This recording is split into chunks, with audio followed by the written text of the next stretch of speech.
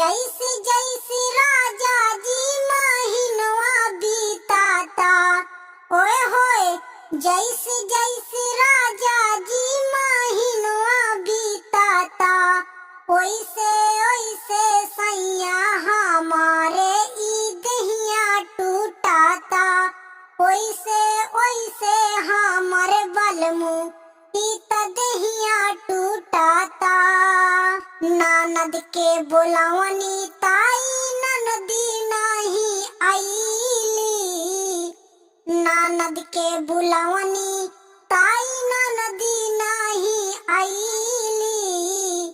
सास के देखी हमर लाज लागता, ओए होए सासू के देखी हमके लाज लागता, कि ओइसे ओइसे हमर बलमु